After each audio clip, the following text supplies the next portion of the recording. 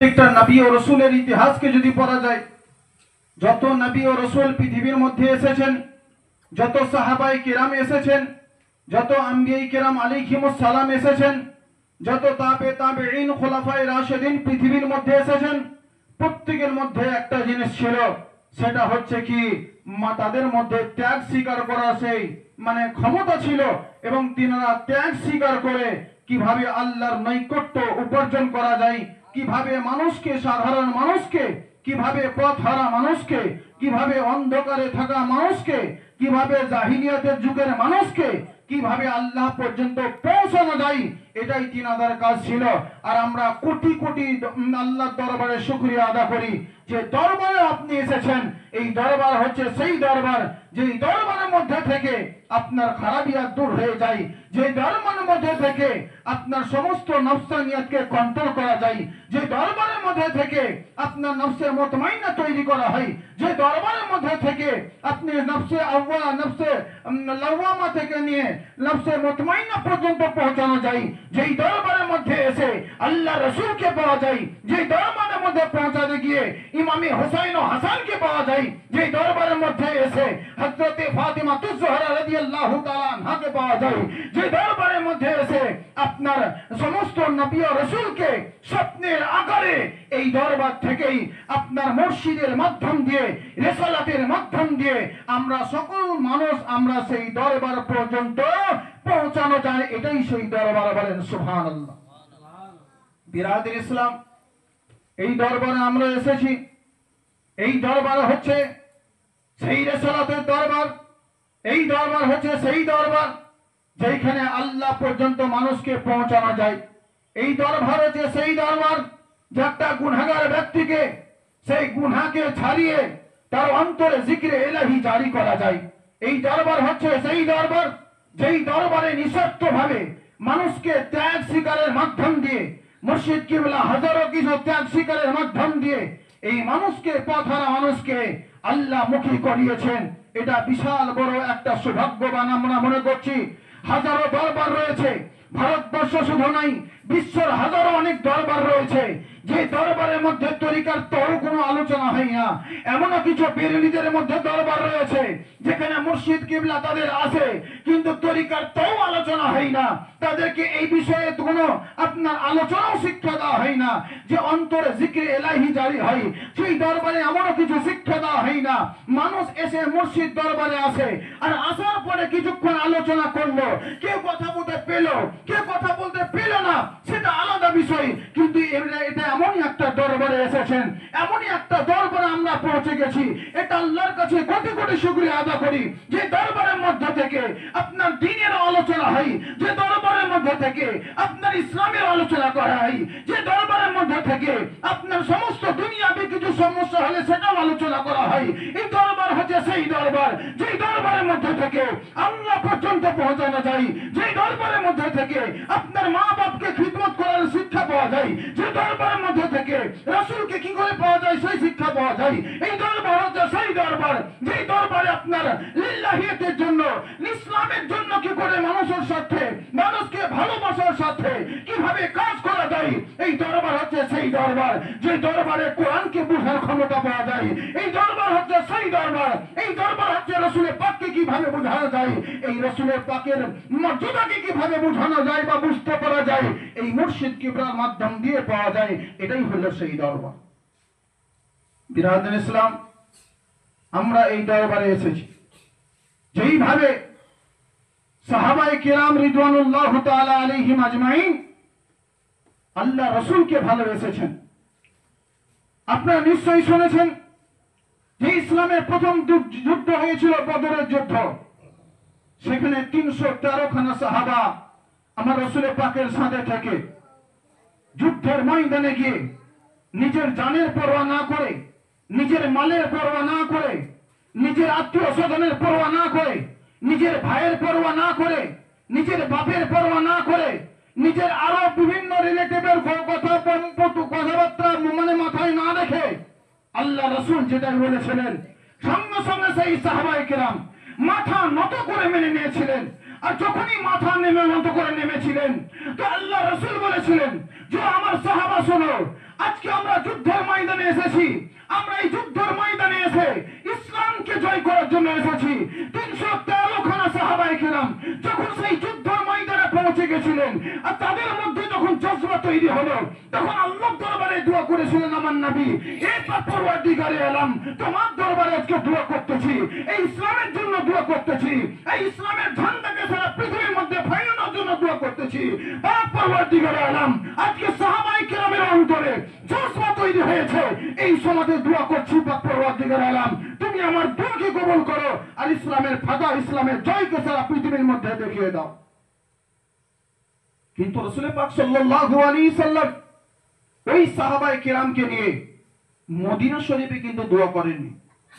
Medina শরীফকে নিয়ে, Medina শরীফে সাহাবায়ে কেরামকে নিয়ে দোয়া করেননি।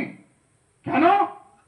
এটা দোয়া না করার পিছে কারণ ছিল এটাই, যে সেই বদরের প্রান্তে যখন সাহাবায়ে কেরাম উপস্থিত হবে, আর উপস্থিত হওয়ার পরে ওই সাহাবায়ে কেরামের অন্তরে যখন জজবা তৈরি হবে, তখনই যেন সেই যুদ্ধের জজবা যখন তৈরি হবে, সেই সময় আল্লাহ রাসূল দোয়া করেছিলেন যাতে ইসলামের ফাতা হয়ে যায়। আর ওই সময় আল্লাহ পাক পরওয়ারদিগার আলম করেছিলেন কি, ও আমার নবী, আপনি চিন্তা করবেন না, আমি আল্লাহ পাক ওই সাহাবাই শুধু নয়, আমি একটা পাহাড় মোতায়েন করে দিয়েছি, যে পাহাড়ের নাম হচ্ছে জাবালে মালাইকা, মানে বালুর পাহাড় রয়েছে। ওই পাহাড়ের মধ্যে ফারিস্তা মণ্ডলী এসে শুধু 313 নয়, তার মধ্যে ফারিস্তা মণ্ডলীর সাথ দিয়ে ইসলামের জয় হয়েছে। আজ সারা পৃথিবীর মধ্যে মানুষের অন্তরে, মুমিনের অন্তরে, রাসালাতের অন্তরে, সমস্ত বুজুর্গের অন্তরে, সমস্ত নবী রাসূলের অন্তরে আজ পর্যন্ত কিয়ামত পর্যন্ত আপনার বিরাজ হয়ে আছে, কিয়ামত পর্যন্ত বিরাজমান হয়ে থাকবে, যে সেই সাহাবায়ে কেরাম বদরে প্রান্তরে কি অনুসারে আপনার কাফিরের সঙ্গে যুদ্ধ করেছিলেন, কাফিরের সঙ্গে কিভাবে লড়াই করেছিলেন। এই বলার মেসেজ দেওয়ার কারণ হচ্ছে এটাই, এই ঘটনার সূক্ষ্ম অল্প কিছু আলোচনা করার মানে হচ্ছে এটাই, যখনই আপনি এই দরবারে আসেন তখন আপনার জন্য জজবা তৈরি হয়। আপনি যখন বাড়ির মধ্যে থাকেন তখন কিন্তু আপনি একরকম থাকেন, যখন এই দরবারের মধ্যে আসেন তখনই কিন্তু আপনার জজবা তৈরি হয়। যখন আপনি মাঠের মধ্যে থাকেন তখন কিন্তু একরকম থাকেন, যখন এই খানকার মধ্যে আসেন তখন কিন্তু আপনার জজবা আর একরকম তৈরি হয়। এই বিরাদুল ইসলাম বলার উদ্দেশ্য হচ্ছে এটাই, আমরা সেই জজবা তৈরি করে আজকে সেই দিন এসেছে ভারতবর্ষের বুকে, সারা বিশ্বের বুকে একটাই সেই দরবার এসেছে। আমি বলছি না অন্য কোন দরবার নাই, কিন্তু খুব ব্যতিক্রম হলে থাকতে পারে, কিন্তু এমনই এক দরবারে এসেছেন যে দরবারে জজবা তৈরি হওয়ার পরে আল্লাহ পর্যন্ত পাওয়া যায়, এবং মুর্শিদ কাকে বলে তিনাকেও যেন চিনা যায়। বলেন সুবহানাল্লাহ। বিরাদুল ইসলাম, আমরা সেই দরবারে পৌঁছেছি। আমরা নিশ্চয় হযরতে মুসা আলাইহিস সালামের দরবারের কথা শুনেছি, যে মুসা আলাইহিস সালাম বনি ইসরাইলের কওমকে যখন মুসা আলাইহিস সালাম বলেছিলেন যে তোমরা আমার কথা মানো, আর যদি আমার কথা না মানো তাহলে তোমাদের অসুবিধা হবে, ক্ষতি হবে।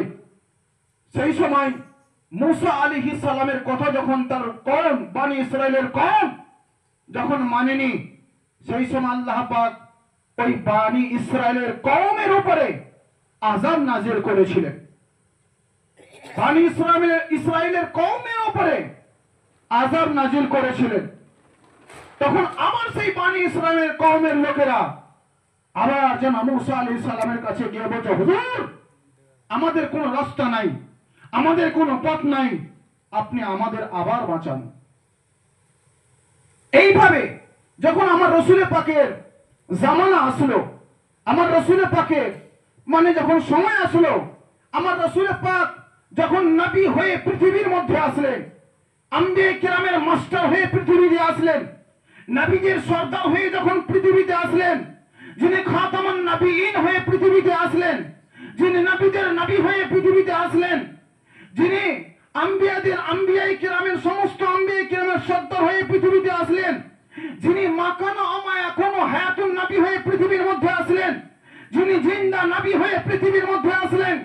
তো আসার পরে আমার নবীর উপরে যখন অত্যাচার হচ্ছিল, তো অত্যাচার হওয়ার সময় তখন সেই সাহাবায়ে কেরাম নয়, তখন তারা কাফের ছিল। ওই সময় আমার নবী যদি দোয়া করতেন যে পাক পরওয়ারদিগারে আলাম, আমার উপরে এবং আমার সাহাবার উপরে যারা অত্যাচার করছে তাদেরকে তুমি ধ্বংস করে দাও, তা আল্লাহ পাক সঙ্গে সঙ্গে তাদেরকে ধ্বংস করতেন। কিন্তু আমার নয়ার অবতার, রহমতের ভান্ডার, কায়নাতের সর্দার, যিনি মা ফাতেমার মা আমিনার লখতে জিগার জনাবে মুহাম্মদুর রাসূলুল্লাহ সাল্লাল্লাহু তাআলা আলাইহি সাল্লাম আল্লাহর কাছে দোয়া করেছিলেন, আল্লাহ পাক তাদেরকে maaf করে দাও, তায়েববাসীকে তুমি maaf করে দাও, আরো গায়ের মুসলিমকে তুমি maaf করে দাও। সেই maaf করার কারণে আল্লাহ পাকের কাছে দোয়া করেছিলেন, আল্লাহ পাক তারাও ইসলামের মধ্যে আসবে, তারাও কিন্তু আস্তে আস্তে ইসলামের মধ্যে এসেছিলেন। এইভাবে আজকে আমি সেই রাসূলের রিসালাতকে নিয়ে কথা বলতে চাই। আমার মুর্শিদ কিবলা যদি আজকে আমরা এই দরবারে এসেছি, আসার পরে যদি দুনিয়া ধ্বংসের জন্য দোয়া করেন, তো রিসালাতের নবীর রিসালাতের মানে দিকে ফলো করে মুর্শিদ এই ধরনের দোয়া কখনোই করেন না যে এই মানুষকে যেন আল্লাহ পাক ধ্বংস করে দেয়। তার জন্যই রাসূল পাকের রিসালাতের জন্যই কিন্তু আমরা আজকে বেঁচে আছি, নবীর আদর্শের কারণে আমরা আজকে বেঁচে আছি। সেই আদর্শটা আমার মুর্শিদ কিবলার পাশে রয়েছে, কাছে রয়েছে বলে আমরা আজকে বেঁচে রয়েছি। তা না হলে মুসা আলাইহিস সালামের কওমের মতন আমরা ধ্বংস হয়ে যেতাম। এই বিরাদন ইসলাম আমাদের প্রত্যেকটা মেসেজ, আমাদের প্রত্যেকটা মানুষকে মেসেজ নিতে হবে যে দরবারে আমরা এসেছি, এই দরবারখানা হচ্ছে রাসূলের রিসালাতের দরবার। অতএব এই দরবারে থেকে আমরা প্রত্যেকে রাসূল পাক সাল্লাল্লাহু আলাইহি ওয়াসাল্লামের পথ আমরা মুর্শিদে কিবলার মাধ্যম দিয়ে পাচ্ছি। আর মুর্শিদ কিবলা আমাদেরকে সেই রাস্তায় কিন্তু দেখিয়েছেন, সেই রাস্তায় কিন্তু দেখাচ্ছেন। শুধু এই ভাঙড়ের সরজমিনে নয়, বিভিন্ন জায়গার মধ্যে, বিভিন্ন জেলার মধ্যে এবং দেশ বিদেশের, বাংলাদেশ, পাকিস্তান এবং সমস্ত এলাকা নিয়ে সমস্ত মানুষকে একটাই তিনি সমস্ত সর্বক্ষণ তিনি মেসেজ দিতে চাইছেন যে তোমরা আল্লাহ ওয়ালা হয়ে যাও, তোমরা নবী রাসূল পাকের তোমরা मोहब्बत करने वाला হয়ে যাও, ইমামে হুসাইনকে मोहब्बत करने वाला হয়ে যাও, তোমরা আল্লাহকে পেয়ে যাও। আমার এতে কোনো স্বার্থের কোনো হাত নেই, আমি কোটিপতি হলো এটা আমার উদ্দেশ্য নাই। আমার উদ্দেশ্য হচ্ছে এটাই যে নবীর দ্বীনকে সারা জায়গায় পৌঁছানো। আমার উদ্দেশ্য হচ্ছে এটাই, এই বায়াতের মাধ্যম দিয়ে মানুষের কাছে ইসলামের হাকিকতের দ্বীন যেন পৌঁছে যায়। আমার উদ্দেশ্য হচ্ছে এটাই যে এই দ্বীন আল্লাহ রাসূলের রিসালাতকে এই সারা মানুষের মধ্যে পৌঁছানো। এই বাতিলকে যেন সমস্ত কিছু চোখে চোখ রেখে তিনি মেসেজ দিতে চাইছেন, তোমরা যে ইসলামের সুন্নাতকে, ইসলামের আদর্শকে মেটানোর চেষ্টা করছো, আজকে যা আল হক ওয়া যাহাকাল বাতিল ইন্নাহু কানা বাতিলা, যে এই একটা আয়াত রয়েছে, যে এই আয়াত মাধ্যমে এটাই বোঝাতে তিনি চাইছেন যে আজকে হক এসে গেছে, বাতিল ধ্বংস হয়ে যাবে। এখান থেকে ইনশাআল্লাহ তাআলা ইসলামের জয় সারা পৃথিবীর মধ্যে ইনশাআল্লাহ পৌঁছে যাবে। এটা আমাদের প্রত্যেকের নিশ্চিত ভাবতে হবে এবং নিশ্চিত হয়ে যাবে ইনশাআল্লাহ তাআলা। আল্লাহ পাক আমাদেরকে সঠিকভাবে যেন ইসলামের পথে চলার তৌফিক দান করেন। সকলে বলেন আল্লাহুম্মা আমিন। এবং মুর্শিদের সম্পূর্ণভাবে আত্মসমর্পণ যাতে করতে পারি, সকলে বলেন আল্লাহুম্মা আমিন। আসসালামু আলাইকুম।